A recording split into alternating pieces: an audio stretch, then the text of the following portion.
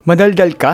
Hala, masama yan. Narito ang tatlong babala ng Diyos sa mga taong madaldal. Una, ang madaldal ay madalas magkasala. Kawikaan 10 verse 19. Kung maraming salita, hindi may iwasan nito ang pagkakasala. Ngunit ang pagpipigil sa kanyang labi ay gumagawa ng may pag-iingat. Ang sobrang pagsasalita ay maaaring magdulot ng kasalanan tulad ng pagsisinungaling, pagchichismis o pananakit ng damdamin ng ibang tao. Kaya mas mainam kung magpigil ka ng iyong dila. Pangalawa, ang chismis ay nagdudulot ng pagkawatak-watak. Kawikaan 16 verse 28. Ang taong baluktot ang pag-iisip ay naghahasik ng kaguluhan at sinisira naman ng chismis ang magandang samahan. Ang mga taong madaldal ay nagkakalat ng sikreto o chismis na sumisira sa relasyon ng iba at ang gawaing ito ay kinukundina ng ating Panginoong Diyos. Pangatlo, may hatol sa mga walang kabuluhang salita. Mateo 12 verse 36. Ngunit sinasabi ko sa inyo, sa araw ng paghuhukom ay mananagot ang mga tao ang bawat walang kabuluhang mga salita